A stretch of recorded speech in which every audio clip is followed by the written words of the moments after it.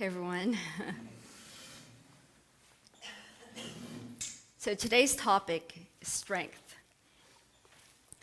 And on the topic of strength, there's a parable that's told about a farmer who owned this old mule.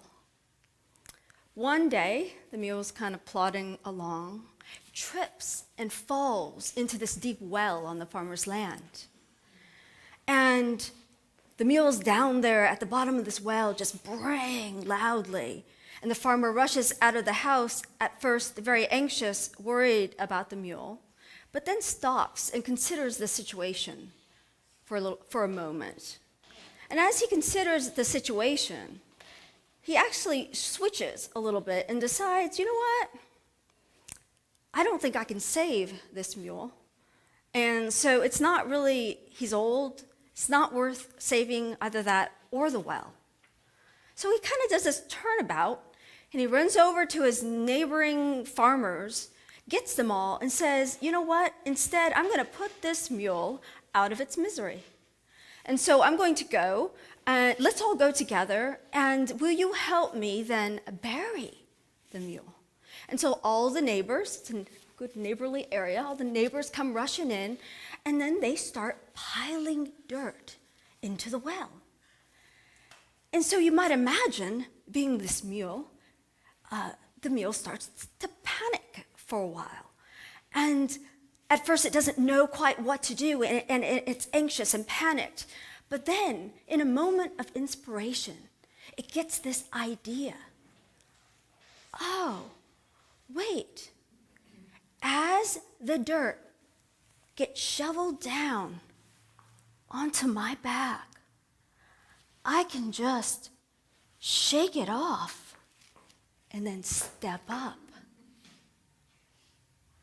Shake it off and then step up.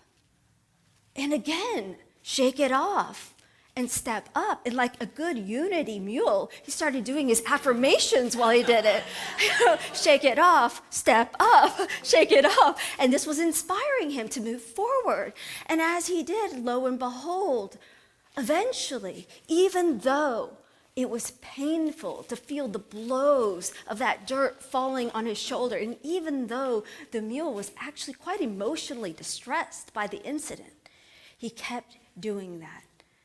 Shake it off, and then step up until finally, at the end, that mule jumps over the well's wall to his freedom and to the astonishment of the farmer and everybody around. Yeah. As I read this story, I thought about the holes that we fall into in our lives. You know, the places that we lapse into, whether it's because of a mistake we made or because of a circumstance that overwhelms us so much that it feels like we've fallen into a place of darkness where we're scared and where we don't really know the way out. As I reflected on this, I definitely considered the many times in which that's happened in my life. And perhaps that's something that's going on in your life today, right now. You know, what's funny, reflecting back on the times when I have felt down, and I know, you know, in Unity here, we have this notion that like attracts like, but boy, it certainly felt like every time I already felt low, like I was in a hole, that life was trying to bury me. That one thing after another would hit me. And so, reflecting on that experience, I invite us to consider something today. We talk a lot here in Unity about the supreme and foundational power of faith. And I talked about that a lot last week. But what we don't talk a lot about is the value, the importance to our life journey and also to our spiritual journey of the power of strength. Because I know simply from being a minister that within even this group, there are experiences happening right now, today, of that kind of being in a hole, in a deep well. Experiences of deep burden, like the burden that a mule carries. Experiences that feel weighty, heavy, and dark, and that are repeated. Some of us in this room are caregivers for our parents, and some caregivers for adult children. Some of us are feeling that sense of overwhelm from grief, the grief of the loss of a loved one. In some of our cases, parents, family members, in others of our cases, children. And I don't want to belittle the circumstance, because grief is grief and struggle is struggle. For some of us, what feels like a dark hole is a situation of dating, right? That alone, or a job transition, right? Or a life transition, such as a divorce. That these things are happening here in this room among us.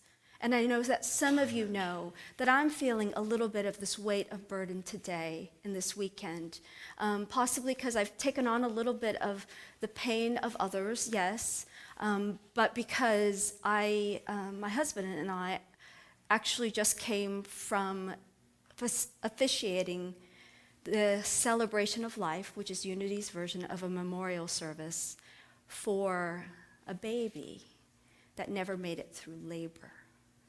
So this has been heavy on my heart this week. And I'm just aware of how all of us go through stuff, right? And some of us may be in a strong place today, but we can feel into how we could be a source of strength then for someone we love in that event.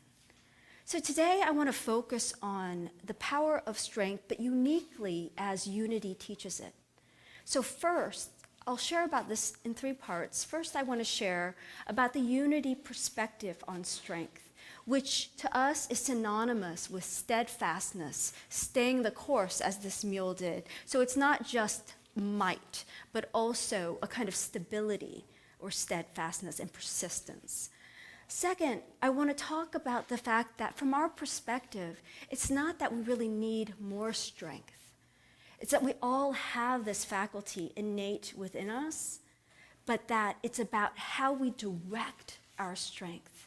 And so I'll invite you to consider the ways in which you might be misdirecting strength in a way that doesn't serve life or serve love. And then finally, I'll invite us to what we consider here in Unity the highest expression of strength, which is spiritual strength.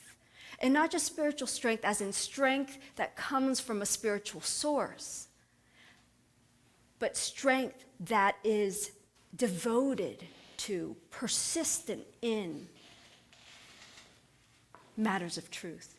So those are the 3 topics that I'll explore here with you today. So I want to start first with Unity's perspective on strength. What do we mean by strength? Well, we mean, on the one hand, what most people mean. We talk about strength in its threefold nature.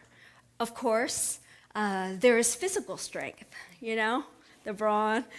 So we're talking about physical might. And this is important. Why? Because for us to do what is ours to do in the world, we need a certain degree of vitality and life force, right? So strength is that ability to stay energetically with what is ours to do. Vitality as strength. The second way in which we view strength is more of like a mental or psychological perspective, sometimes an emotional perspective. So this is where strength is seen as the ability to stay the course, a kind of mental strength or persistence. And so I hope that as you're hearing all these, you're aware of the ways in which this faculty of strength already abides within you, right? And then I'll talk about spiritual strength, but only in the end here. I want to move to this idea that as we kind of lean into that sense of strength and become aware of it, what we focus on grows, we can also move into this space of claiming that strength as ours. Because one of the things that I can often hear people do is, oh, you know what? That guy, he's so strong. Or she's so strong. And I remember thinking this, that when I was studying for the California bar exam before becoming a lawyer, I remember I passed on my first try. But I remember how much I admired this other friend of mine who took the bar exam 3 times and then was studying to take it again and then finally passed on her 4th time. And I was like, that's persistence, I mean, it's like, would I have stopped earlier after the first time if I hadn't passed? And I also reflect on the power of persistence reflected in a couple I knew out in California who were in their 40s, which is a little bit later, apparently, if you want to adopt a child. And so I remember they just knew in their heart, like this was theirs to do. Like this was just something that was so core to them as parents. And so watching them now have 2 adopted children was just this phenomenal experience of seeing them stay the course and endure over time. So I looked at those qualities and, the tendency is to brand someone else, like, well, they're just strong people. But here in Unity, again, just like, when we don't want to put Jesus on a pedestal, in a way that absolves each of us of the responsibility of claiming these traits of faith, goodness, strength as our own. And so my invitation is to really consider that infinite strength in every sense of it, whether physical in terms of vitality or whether mental in terms of your ability to persist in what you know is truly yours to do, is within you, so long as we tap into that place. And so that's one of the things I want to share about in terms of the power of strength today. But this third piece I want to share about is I don't think we actually really need more strength. But perhaps the strength we have is misused. Perhaps some of the strength that we carry is being used to push away something. Some of the strength we use is to be persistent or stubborn in holding a limiting belief about ourselves or life. It's never going to happen for me, right? And we just persist in that. That's our power of persistence. And we're good at this, but we're actually directing it in a way that doesn't serve life, that doesn't serve expansion, and ultimately doesn't serve us in fulfilling our divine potential. And so I invite each of you to consider now, within yourself, some faculty of strength. And I can say there are some synonyms for strength. Some people might call strength loyalty, right? And others might call it stubbornness. So think of the ways that you might be loyal to something that is not actually of service to the highest good. What commitment do you make that actually gets in the way of your commitment to realizing your highest life, and thus, from our perspective, the life that you were meant to live to serve that universal good? What commitment are you persistently bound to that prevents you from redirecting that energy in a way that allows you to further the expansion of that divine in you, through you, as you in this world?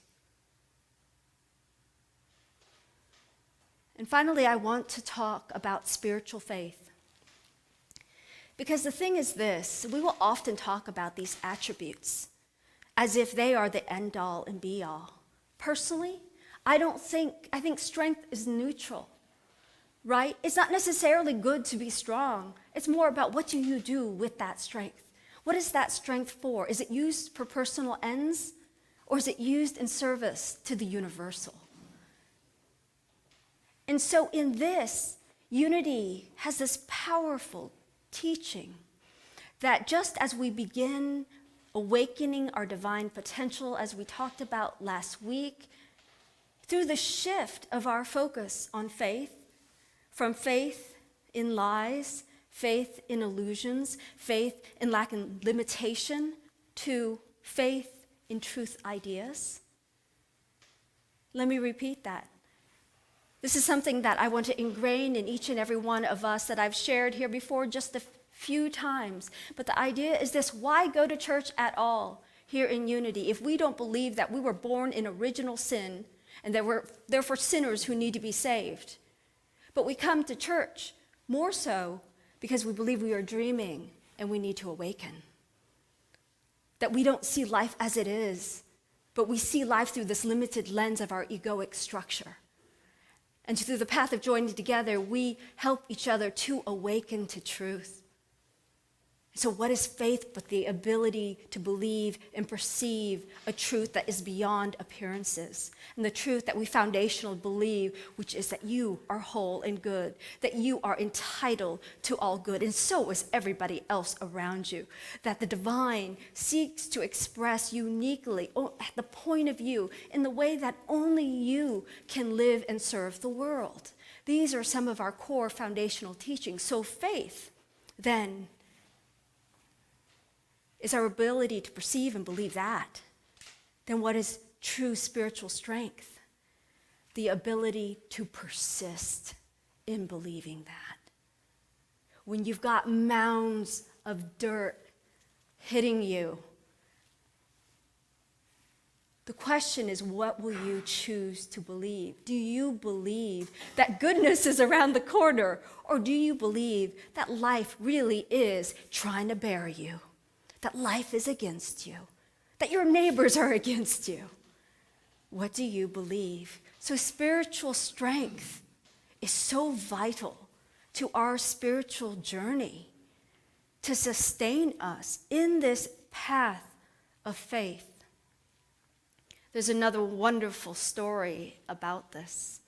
So there was a young man who was ardently seeking awakening and enlightenment. And so, he was thrilled because he's hiking along this mountain trail and he comes across an old sage. He's like, wow, I found you. Well, will you tell me which way is enlightenment?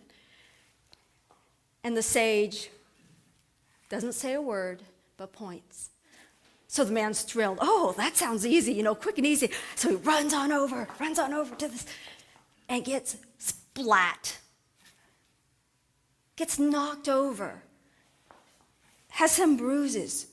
Oh no, okay, this can't be the way. I'm gonna go back and make sure I got the right directions. So he scurries back to where the sage was, and he asks him again. He's like, which way? Which way is enlightenment? And the sage, again, doesn't say a word, but just points. And the man's a little more skeptical at this point, but he's like, okay, it looks like it's going that way, so I'm gonna head that way. So he scurries over, and then splat. He gets knocked down again. Bloody and bruised, and this time he's like, I better be sure what the right direction is. And so he's like, will you please tell me which way enlightenment is? And so the sage says, that away, right after the splat. Right after the splat. Why is that? Well, we can think of it in two ways. When you think about your worldly life, there are all these motivational, inspirational quotes by people who have succeeded. In the outer sense of success, right? You always talk about how, it's the person who would just persist beyond that point that most people turn around and come back, right? that point of pain. So there's that piece to the splat. But there's also this sense for me, I'm reminded of the story of Grandma Moses, if you've heard of this, like famous like folk artist. Well, she loved embroidery all her life, and this is like her thing to do and her calling. And then eventually in her life, she had her own kind of splat, arthritis. She suffered from arthritis in such a way where she could no longer do embroidery, which was her passion. At that time, that's a splat, right? We can experience what that feels like to have our passion removed from us, from our capacity to do it. Well, what did she do? A friend suggested, hey, paintbrushes are easier to hold and don't require those fine motor skills. At the age of 78, Grandma Moses picked up painting. Her paintings are held in numerous museums around the world. And in 2006, I've got the name of the painting. One of her paintings sold for $1.6 million. Career change, the end of life, right? Splat, and then something different. But I'm still talking about the things we do in the world. And what I want to get us back to is this. Number one, I can tell you that absent total physical debilitation, generally, when I feel that I can't go on, it's not because I don't really have the physical vitality or strength. It's that I am weighted down by my own stories about what can or cannot happen. Imagine if that mule had just sat at the bottom, waited till that dirt just got so heavy, right? And was like, I don't deserve to live, right? These stories that we tell ourselves and then fight, well, maybe, like that mode of being. I know I've been there in this sort of self-pity place where we have these things happen to us. Life goes splat. And we question ourselves. We question the goodness of spirit. We question whether life really was meant to be loving and fulfilling for us. And these stories, these lies are the ones that debilitate us, that keep us from our forward motion more than others. And I want to share a powerful quotation. It's up there on the slide too.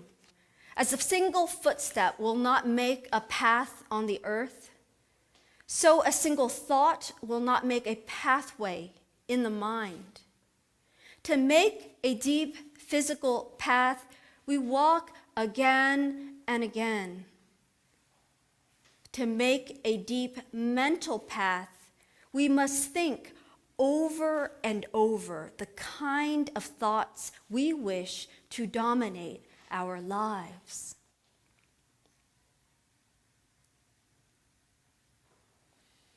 So we use our power of stubbornness to stay true to true thoughts by practicing them over and over again. For those of you who are new to unity, it's important to say that a true unity affirmation is not about affirming something that's not true, that we want to make true by repeating it often enough. But rather, it's something that is not present in our experience, but true in ultimate reality, like the goodness of the divine. That we want to make real in our hearts, in our minds, in our lives, and our repetition, our steadfastness, our persistence in that helps us align with that truth. So we carve a path upward into an awakening into greater truth. And as we use our faculty of steadfastness, stamina, and stability to stay the course in persisting with faith ideas, everything else starts to fall in place because we know what our real commitments are. and they are never truly only to a person, place, or job, but always to this truth. Steadfast.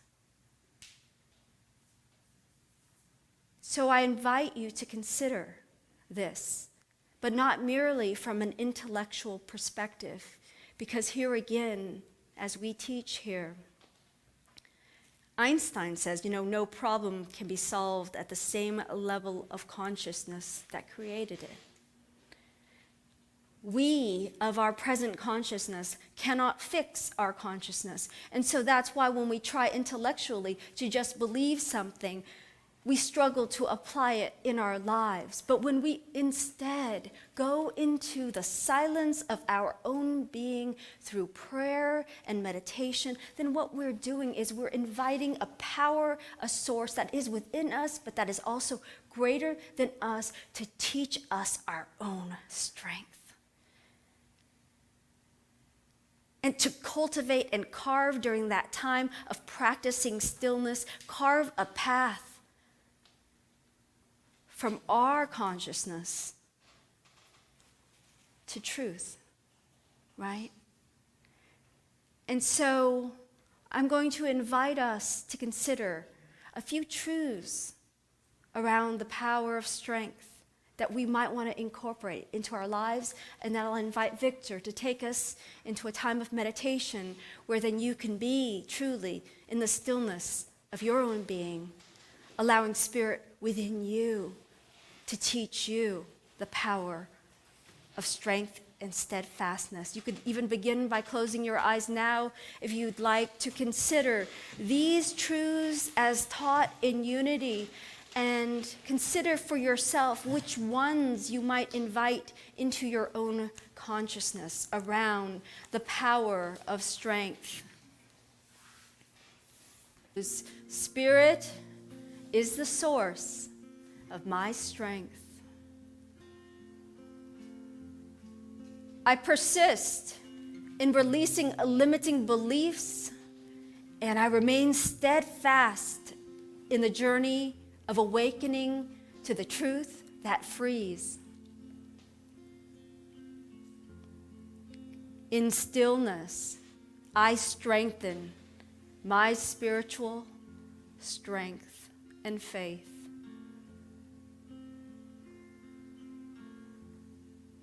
The joy of Spirit is a wellspring within me, fortifying and sustaining me in a consciousness of truth.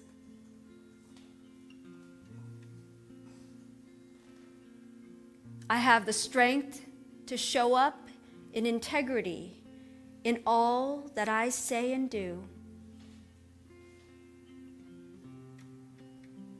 I am one with infinite strength. Allow Victor's song to take you deeper into this time of meditation.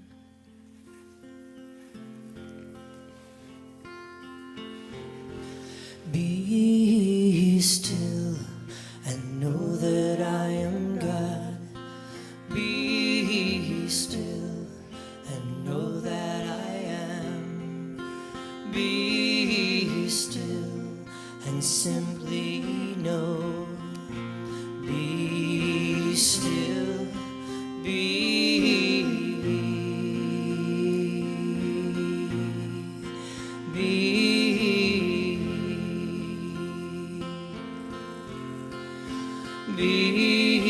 still and know that I am God. Be still and know that I am. Be still and simply know. Be still, be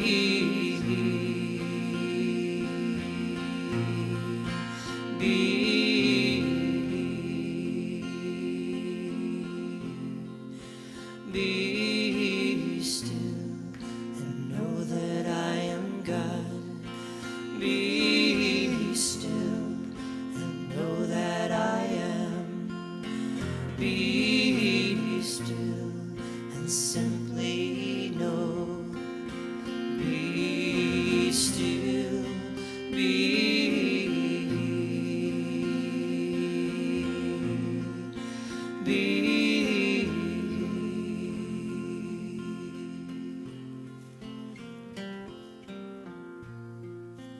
So I invite you to close your eyes if you feel comfortable doing so.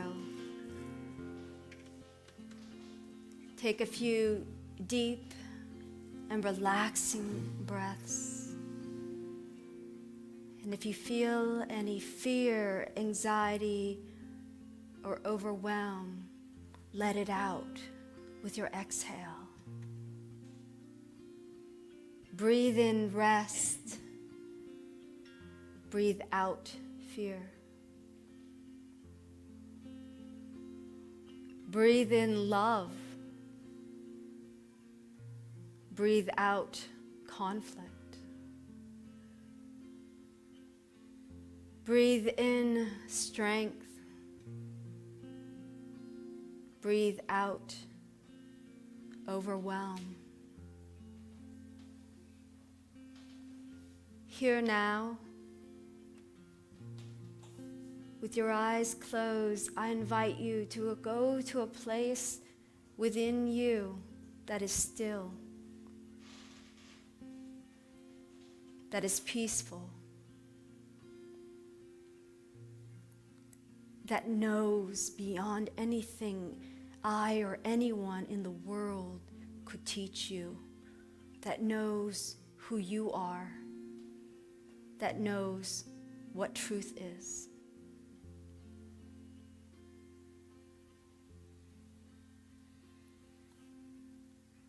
Enter this place and allow your commitment to that truth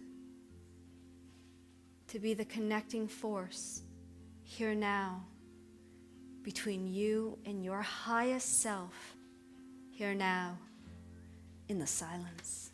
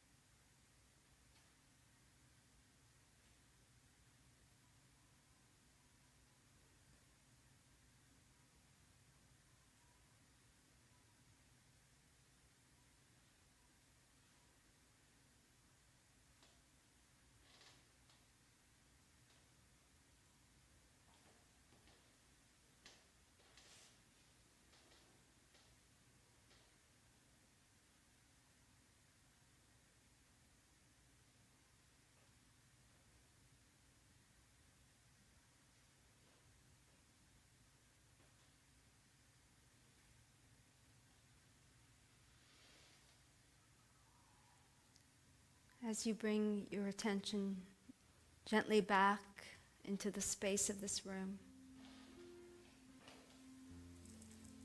I invite you to give thanks to yourself for giving yourself the opportunity, the time, the space to connect in this deeper way with the truth of your own being.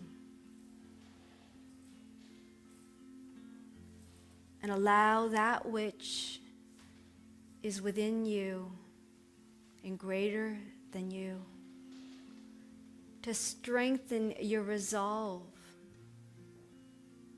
to be committed to truth, to faith, to life, to love, to what is uniquely yours to do at this point in your life's journey.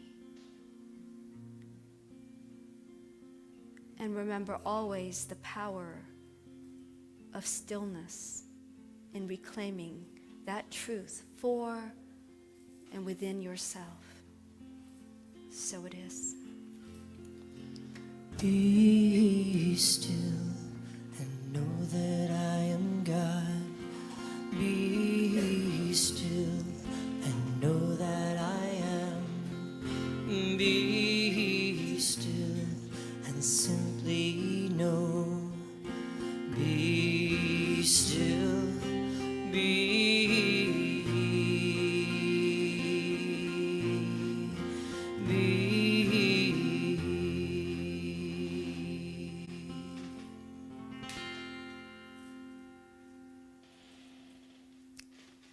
Thank you, Victor. And thank you, each and every one of you, for joining us for this evening's service. May you all be steadfast in faith. May you all feel the vitality of Spirit in you this week, empowering you to do all that is yours to do and nothing else.